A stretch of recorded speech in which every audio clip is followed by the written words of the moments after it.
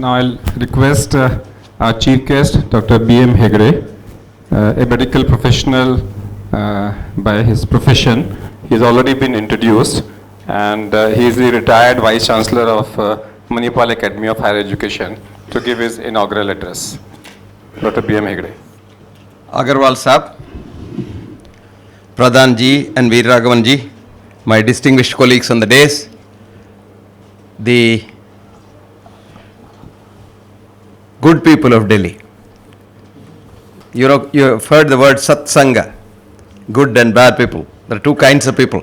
But of course, even the good people have no right to criticize the bad people, because so much good in the worst of us and so much bad in the best of us that none of us has a right to criticize any of us. Coming back to our subject, I had come with a speech and some slides, and then I thought we had a long pre-session in Pradhanji's room, which completely converted my thought process. I'm going to give you only the science behind all these things. Because all of you are enamored, because you are schooled to believe that science is truth. And anything which is not science is not truth. This is the concept of the common man, because the day you go to school, you are told there's a difference between educere, that is getting the best out of the student, than educare, putting what you want the student to know. This is the American concept. It was in the year 1910, the Carnegie Mellon Foundation put $10 million to get a trust to see the best way to control the world other than war. And do you know what the trustees, 70 of them, came up with? Control education.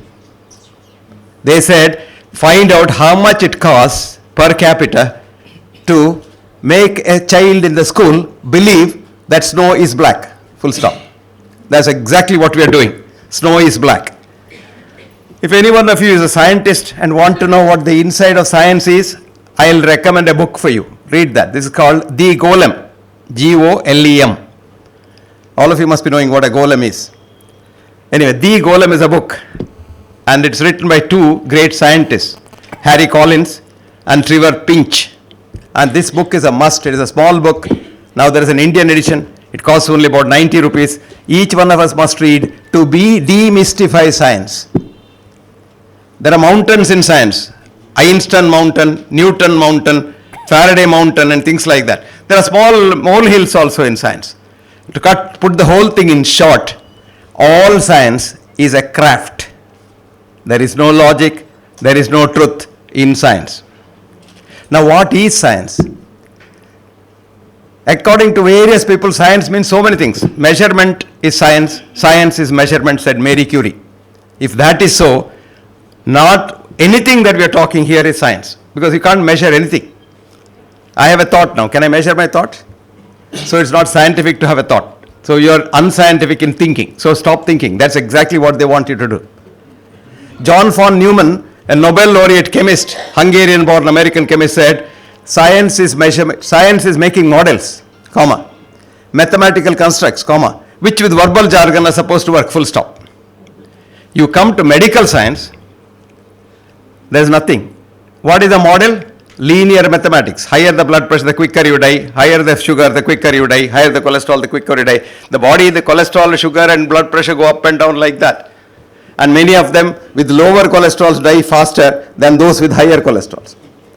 So linear science in a non-linear dynamic system doesn't work. So Alexis Carrel in his book, Man the Unknown, he's a Nobel laureate scientist himself, a physicist surgeon who invented transplant surgery to begin with, said, there is no science of man, full stop, unquote. But we have now got a new science of man, and a new science has come into being, which is called quantum mechanics, where nothing is tangible. It is there now, it is not there now. In quantum mechanics, we come very close to spirituality. As a matter of fact, what is quantum mechanics in essence? E is equal to m. Energy is matter, matter is energy. So, what is matter? There is no matter. Where is the mind? Never mind. But what is important is, human body is energy, this universe is energy, this mic is energy, you are energy, I am energy, and we have two kinds of forms, an outside form, which is definite, it's called in German Gestalt, but an inside Gestalt is all energy. So you are not what you think you are something else. This is what Shankara called as the Maya. This is exactly what the great scientist, Nobel laureate, who found out E is equal to M, Hans Peter Dürr, who is an emeritus director of the Max Planck Institute, wrote. He said, I call my new science as a-duality. A-duality, duality between energy and matter. But he wrote in the paper, you can read that paper, for layman he has written a paper called Matter is not made out of matter. You can get it free on the Google. Matter is not made out of matter, and the name is Hans, H-A-N-S, Peter, P-E-T-E-R, Dürr, D-U-R-R. And in this he says, I call it as a-duality, but the Indian sages called it as Advaita, and that is exactly what the whole quantum physics is all about. And he beautifully describes that in a stanza from the Upanishad through the Bhagavad Gita, which says, Bahir antas chabhutanam, inside and outside of everything it is there.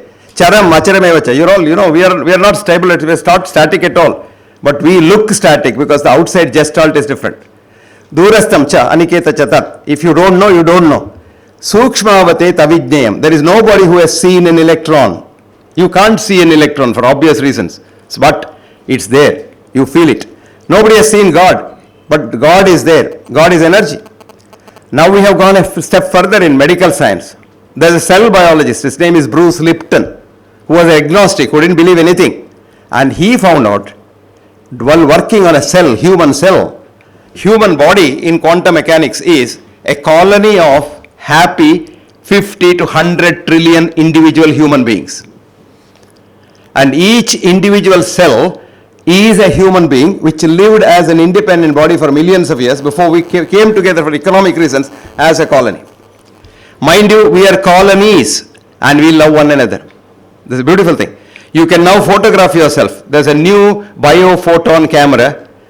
You emit a photon light from every atom in your body, which can be caught in the biophoton camera, which is invented by a physicist called his name is Albert P-O-P-P. And Pop's biophoton camera can catch it. So I can photograph you and see how you are. If all your cells are happy with one another, you are called healthy. When they are not happy with one another, you are called unhealthy. So he so beautifully says, when the cells are in sync, you are healthy. When the cells are not in sync, you are unhealthy.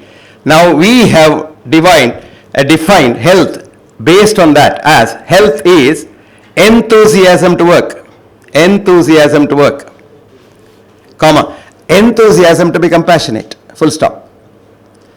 Health is not absence of disease. There is nobody in this hall, if I can get a total body scanner and scan us, nobody who has no disease.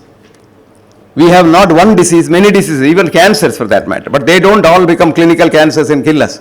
They die on their own. Because we have a beautiful doctor inside. And this doctor is the one who keeps us alive and not doctors like me. And what is that doctor's name? Your immune guard. You are born with it. Only thing is, in the olden days, when we had an atmosphere which was very conducive and healthy, this doctor alone kept us alive because what we call modern medicine has been in existence for about 100 years now in the avatar that we see it now. And the present avatar of high tech is only about 25 to 30, 40 years. Even when I was a student in the 50s, we didn't have this avatar. For everybody, you put a tube and go in between, what's called intervene. You know the meaning of intervene? There are three meanings in the Webster dictionary. The third meaning is the most important. Go in between with malice. And this kind of modern medicine was not there for long. So if we are surviving because of doctors, we wouldn't have been here at all because our ancestors would have died long before the dinosaurs. But we all survived because of the immune system. But today what has happened? We have vitiated everything. We have vitiated the air we breathe. We have adulterated the food we eat. We have spoiled the water we drink. And we have spoiled the environment in which we live. So much so, we require outside help. And that is where Dr. Agarwal Saab and all these gentlemen come into being. I call all of them as doctors because if you can heal someone else, you are a doctor. Don't talk of cure. There is no cure. Hippocrates, our father of modern medicine, said, cure rarely, comfort mostly, but console always. Full stop. If you console, what happens to you, I'll tell you now, science of it. There's a study done recently, published just last year, published in the most prestigious journal called STM, Science Translational Medicine, which is a cousin of Science Journal itself. This is done from Oxford, Cambridge, Hamburg and Munich universities put together, led by a doctor from Oxford, Professor Bingle. And the study showed that it's not the drugs that we give that cure the patient, but the faith of the patient in the doctor and the drug. I'll tell you exactly what they did quickly. They were running morphia. Dr. Agarwal will tell you that this is the most powerful painkiller, through a drip to a cancer patient with pain and some other severe pains. But they told the patient, this is not morphia, this is a new vitamin we have found out for cancer. So we are giving it to you for bringing more energy. Not a single patient got pain relief. They concurrently did a fMRI and they found the brain sleeping, nothing happened. Then they ran in the same patient in another setting, they ran simple saline, salt water in the drip. And they told the patient, this is morphia and the most newer variety of morphia which will remove your pain, all pain removed. And the brain was very active because the forebrain was producing so much of opioids, so much of painkillers, more powerful than morphia concurrently. So this is the highest study we showed that faith heals. That is why Oliver Wendell Holmes, way back in the last century, previous century, wrote, I quote, the two most powerful drugs ever invented by doctor are the two kind words of a doctor. So I always say, who is a good doctor? A good human being is a good doctor. The quality, say for example, I still remember Pradhanji in his room saying, when I was young I used to go to an LMP. He used to go to at least an LMP. I used to go to a Vaidya. I still remember I used to get malaria as a child, used to shiver like mad and temperature 104, 105. We go in a bullock cart from our village to this Vaidya's place. I still remember his name, Kelu Pandita his name was. And he will give some bitter mixture and also give a cup of coffee and some idli and all. We'll have that and come back, we're all right. Today you go to the hospital, get so many drugs, still you're not all right. It's the faith that heals. And that is where I will give you another study we did, because now we have got a group, after I retired, we have put a group of 15 scientists. We are only 2 medical people in that, rest of them are very big scientists, Nobel laureates, physicists and all, from all over the world. One of our collaborators in the University of Irvine in California did a study on pranic healing, because in America there are a lot of these pranic healers, Ameri-Indian pranic healers. He in his laboratory, he produced cancer in HeLa cells. This is a cell series, in the laboratory we produce cancer. You irradiate the cell, it becomes cancer. He covered that with a Faraday box. Some of you who have studied physics know that Faraday box does not allow any energy to go in, any known energy to go in. And then he covered it with a lead shield to be doubly sure that nothing goes in. He called the pranic healers, asked them to heal, pray for the cell, pray for the cells. And would you believe at the end of that, 88% of the cells became normal. 88% of the cells became normal. Now there were these observers from the NIH, because the NIH had given us $100,000 for that study. Now this man, whose name is Joey Jones, who is the professor of cancerology, he is a physicist come physician, PhD in physics and MD in medicine, and he was not happy. Why didn't 100% of the cells heal? So do you know what he did? He believed lot of things, Indian Sanatana things, and though he's an American, he asked the 3 observers from the NIH, asked them to write a check for $100, check for $100 for charity, any good charity. And then he said, you pray, sitting in your place, that my charity, the good karma should go to the cells. Repeated the experiment, 100% of the cells became normal. Can you believe this? This is the first ever study in science done in the best cancer laboratory of the world, because Joey Jones has got the #1 science laboratory in America. And he has found out this. Of course, he lost his job for that, because his university has filed a suit against him saying he is doing something very irrational. He is fighting the case, he is winning the case, but that's a different story.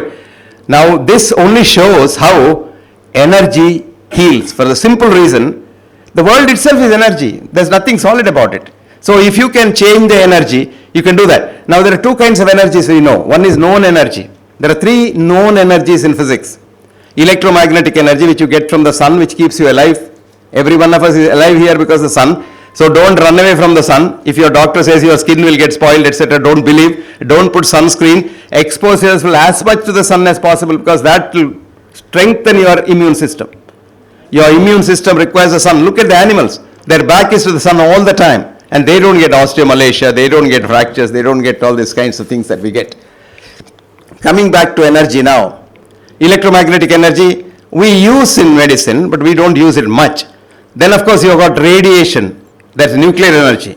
Then the third is gravitational energy, which we have not used, but we can use it actually. Gravitational energy can be used in treatment. You get a lot of gravitational energy in the waves, so you can use that. But what we use, we have devised a new electromagnetic energy device, and this is originally was being tried in NASA, which I have now refined, and we have got a small little thing which we are manufacturing in India now. And if a man gets a heart attack, if the cells are damaged, heart attack, the cells damaged, and if he's alive, because 60% of the people who get a heart attack never see nobody because they die before they know they have a heart attack. Recently, you put that on the chest and leave it there 48 hours, he can go home. Same thing happens with stroke. Now this, if you have a fracture, the doctor sets it, I put it there, the fracture heals faster, maybe in a week's time. Now there are other energies, a lot of other energies. 95% of the world's energy are occult energies, and one of them is pranic healing. Now we have a lot of energies here, hugging somebody. Mata Amritanandamayi, she hugs everyone. And hugging is a very nice way of transferring your energy to another person. And if you're a good man, that will transfer energy. Reiki, you heard of Reiki. You heard of blessings, our elders. I saw our registrars, two grandkids, I saw them. One with the Einstein's glass and the other one. They will touch your feet. This old Indian idea of touching your feet. Because if you touch your feet and get blessings from your elders, you get some good things passing to you. Which is absolutely true. You can actually see, with the biophoton camera, you can see how energy changes. Now, prayer is a fascinating thing. Different kinds of prayers in different religions, but all prayers do one thing: do good to others. If you say, I want this, your prayer will never be answered by any. If there is any sensible God in any religion, he should not do that or she should not do that. But when you say it is for others, it is called intercessory prayer. 4 studies were done in the United States. Actually, double-blinded studies. In a leading university, there is a double-blinded study on prayer, intercessory prayer in intensive care unit for heart attack patients. Patients were not told who is being prayed for. The entrance girl, the admitting clerk, gives the odd number and the even number to the chaplain. Number 1, pray for number 1. 2, no praying. 3, you pray. 4, no praying. 5, you pray. They collected 600 patients over a period of 5 years like this, where the patients, the doctors, nurses never knew who was prayed for except the girl, and the whole thing was computerized. And would you believe, at the end it showed 40% reduction in complications in the prayed for group. 10% reduction in mortality, in hospital mortality in the prayed for group. And the prayed for group went home a week before the other group went. And 100% of the prayed for group went back to the original occupation. And the intervention rate, that is, you putting the tube or cutting the man, etc., was only 50% in the prayed for group. And the study said, and the conclusion of the study is, prayer for others from a distance is at least useful for 40% of patients, which is a very good thing. So, praying for others is good because you really convey your good feelings to others, and that goes, and that's exactly what is called a prayer. Now, these are the scientific bases of these things. But now we have the solid science which says all this is just only energy. Now I'll tell you about death. There are a lot of talk about death in the room, and Dr. Agarwal led the discussion, and he is a man who has done a lot of work on this area. Bruce Lipton, who studied a cell, a human cell, very interesting. He was an agnostic. He studied the cell. He put a new human cell, live cell, inside a good culture medium and sat inside the electron microscope for days on end. He wouldn't even come out of the room, except for number 1 and number 2. He didn't even bother about eating. And he went on, and what he found was so beautiful. The cell becomes live when it gets a message from the universal consciousness. Some of you may not know how a human cell looks like. Human cell has a wall which is called cell membrane. And this is an impermeable layer of cholesterol. That's why cholesterol is very important. Every cell, you know how many cells you got? 10 to the power 14. That is 100,000 trillion cells you got. So you don't reduce your cholesterol unnecessarily. So let it be there. Now this cholesterol thing, but something must go in and come out, no? There is a passage, a gate, a large cell, protein cell, which is called the integral membrane protein, IMP. And this has a tube where people who are allowed in, there are gatekeepers, 3 gatekeepers. They will recognize you, whether you can go in or go out. And those who go out, go through that. Now this has a couple of antennae like that. And when this antenna gets the message, you are born, you become alive. Consciousness enters you. Universal consciousness becomes individual consciousness. On the day you die, the electric connection gets cut off, and that connection goes to another cell immediately, and that cell gets energized. Now very interesting, he writes in his book for you, he has written a nice book for you called Biology of Belief. The cell book's name is Biology of Belief. Author's name is Bruce Lipton. Lipton is T, Bruce is Bruce, B-R-U-C. And this so beautifully he says, how he says is, see the day you are made in your mother's womb, you are a cell, which is called a zygote. Do you know what's your weight? 0.1201 gram. That little speck of protein, when this receives the universal consciousness, it becomes completely wise about the whole universe. It knows all about this universe posteriori and priori. Do you know why? There are now 2 living cells, 2 living beings in this world who have identical DNA pattern. Very interesting, whether it is a worm or a man or whatever you are. And what you are today, you are not just human, you are very little human, you are very much germs. In your genome, your metagenome, you have only 23 to 25,000 human genes, but you have 2.5 trillion germ genes.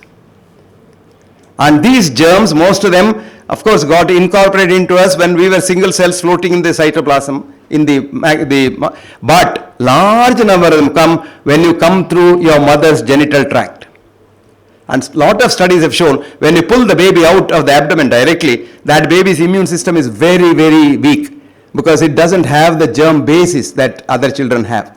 You will see, watch your child in the beginning. You leave it to crawl. What does it do? It crawls and goes to the side, picks up the dust and puts it in the mouth. It is hardwired to do that because that's the best natural vaccination. And today we clean our house so much, we clean even our glass, and 10 times that child has no immune system at all. Now we are germs. There's an article of mine in the internet, you can read it, called Germs Are Us. Toys are us, I wrote Germs Are Us. Read that. And we are more germs than, so we can't have this ego called I. No, I am not I. I am only 0.02% I from my parents, etc. But I am 99.9% germs. So even to lift my hand, I must get the germs' permission. Now once you know this, human life becomes like a television screen. Television screen you switch on, Hema Malini may be dancing, but Hema Malini is not inside the screen. You are now dancing here, saying that I am so and so, I am the president, I am the prime minister and all, but you are nobody because when the switch is off, you are gone. So you go and sit and switch one television on, Hema Malini dances. Switch it off, she dies. Go to your dining room and switch another switch on, she is born there. This is how human body is going on. And that is called the rebirth or whatever you want to call it. And that's the karma theory. And so beautifully described by. Now there is another girl who did lot of work, phenomenal work in science. She was working in the NIH, which is called the Palace. And this girl was trying to find out whether we have a mind elsewhere other than the brain. Whether opiate receptors elsewhere in the body. And after hard work, she found out they were. And this girl was about to get a Nobel Prize. But her boss, usually happens, Saul Snyder was his name, he's a big man, he already got the Laskar Award. So he stole her data when she was on a holiday, wrote a paper and submitted it, and the Swiss committee was going to give him the Nobel Prize. But this girl won't leave. She took her ledger, went to the Swiss and showed that this is my work and he's stealing it. So neither of them got the Nobel Prize. But she has written a book for you. It's called Molecules of Emotion. The book's name is Molecules of Emotion. Sabrai likhte hain. Molecules of Emotion. That girl's name is Candace, C-A-N-D-A-C-E, Pert, P-E-R-T. Now very interesting things happen in life. This girl showed that when you can meditate, when you can get into the tranquil phase, which Agarwal Saab will tell you the parasympathetic mode, you generate enough medicine inside your brain itself, in your every cell in the body, that will do relief of your pain. That is how the Rishi Munis never went to a doctor. And these medicines are body's own medicines and they have no side effects. Now the medicines that you and I take, the chemical medicines that you and I take, from aspirin to anything, they first go inside the human system and the human system says this is not mine. So it goes to it throws into the liver saying that it's the poison, destroy it. So the liver tries to destroy as much of the medicine as possible and what little remains comes out of the liver, which we teach our medical students as a first pass effect. So first pass effect simply means any chemical drug you take, it gets first destroyed in the liver, in turn destroying the liver partly. So each medicine that goes inside the human body destroys the liver, comes out and does something good if it does, and then it goes. But herbal medicines, which are whole, not the herbal medicine sold in the market again as liver 22 and brain 42 and all, that's not it, that's again reductionist. The whole thing, tulsi leaves or garlic or whatever, when you take, what happens is body recognizes that food, so it doesn't go to the liver, it does its good thing and comes out. This work was done recently by one of the most sophisticated American scientists, and he has his own chip, MIT chip. It's called mitochondrial chip, MIT chip, which tells you what happens in the mitochondrium of every cell. Mitochondrium is the working part, the battery of every cell. And he did studies on all chemicals that we have and all the herbal medicines, Indian, Chinese and Tibetan, and showed that herbal medicines do not damage. They may do good, do not do good, that's a different story. But they don't damage the system, but our medicines damage the system. Consequently now, recent studies show that the ADR, adverse drug reaction, is the leading cause of death in America. ADR, adverse drug reaction. Simple drugs like, metacin that you take very easily for a pain. In England last year, a country which has got the population of little more than Delhi's population, 59 million, has had 15,000 deaths due to paracetamol poisoning, liver damage, and not dose related, sensitive, even 1-2 tablets. And now we know most painkillers are killers because they damage the heart, and after even a gap of 5 years they can get a heart attack. That's why you read my article called Pills Thrill, semicolon, but could kill, full stop. There is another article of mine in the internet, it's on the BMJ, British Medical Journal. There is no pill for every ill, but there is an ill following every pill.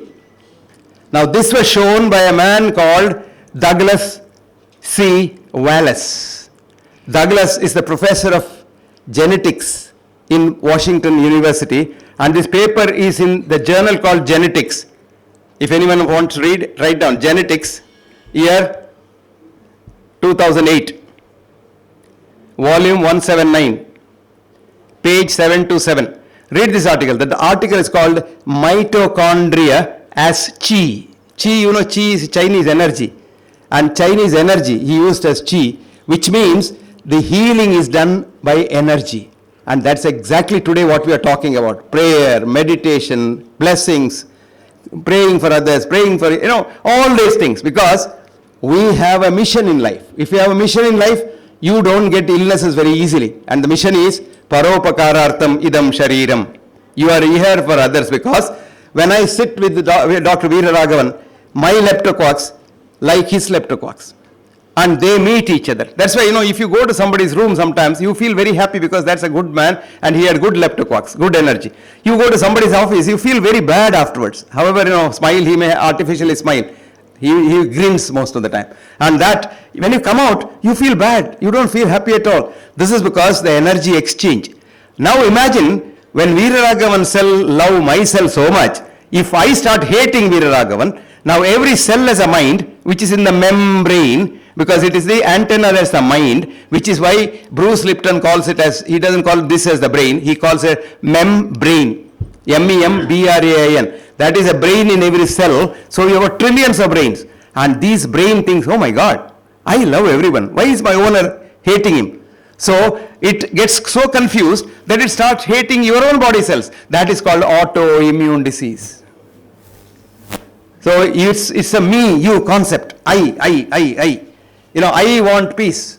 Remove the I, want peace. Remove the want, peace. There is peace always. The what comes in between is I and the want. And remove the I and the want, happiness will be yours. Autoimmune diseases simply disappear. Now this is the essence of what we are drawing today. And I'm giving you the science of what we are talking today, and all the distinguished speakers will give you the ideas. I just only started the engine, so with the key. So the rest of it will be done by the distinguished speakers, and will be summed up by Dr. Agarwalji, who has been at it for a long time now. So friends, now let me tell you what I've been telling you. Because De Villers said, if you want to sell a new idea, because quantum physics is a new idea, very difficult to understand quantum physics, you'll be surprised. Because I still remember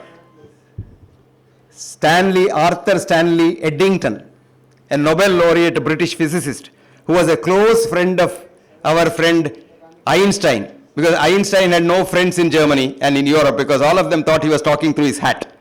And his own student, Werner Heisenberg, told in the class in 1925, E is equal to m squared is all wrong and you're talking through your hat. And what happens to the student? If you tell a Nobel laureate professor that you are talking through your hat, the student became an outstanding student. So he was standing outside the physics class for 30 years till this old man died.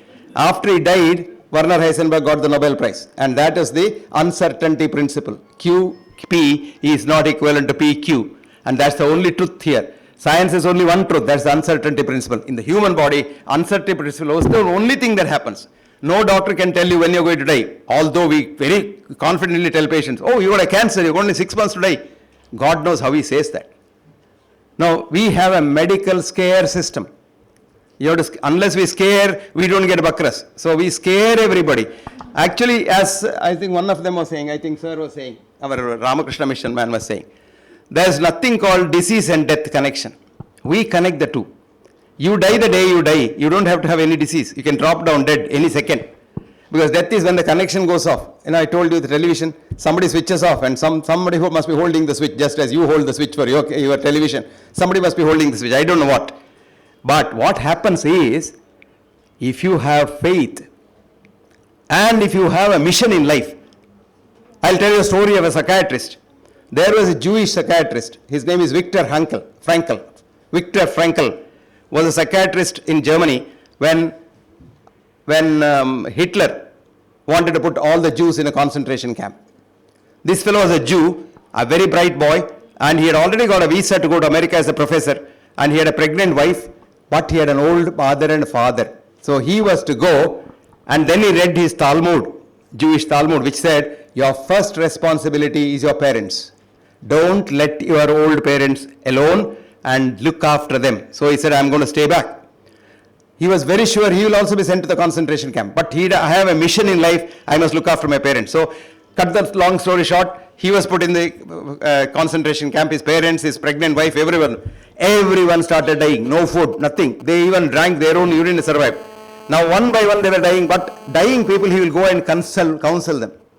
There was a scientist, very great scientist, he was dying. He told him, your book is half done.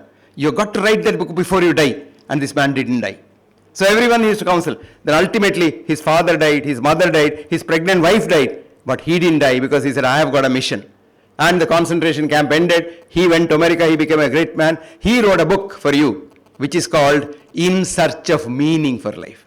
We all look for happiness in life. Happiness is getting money, getting a big car, having a house. No, he says that is not happiness. Real happiness is having a meaning for life. And there is another psychiatrist who is a Czech psychiatrist who has a very good idea. It's like a flow. Happiness is like a flow. You get into the mood, you want to do something like Agarwal is doing all this. Does he get any money for that? No, but he gets happiness in doing that. And that's called the flow in psychiatry. Flow. In sport, they call it a zone. You get into the zone, you start hitting the ball. And that is called real happiness.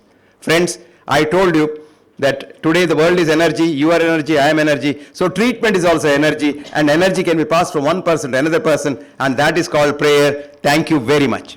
Thank you, Hegre Sahab.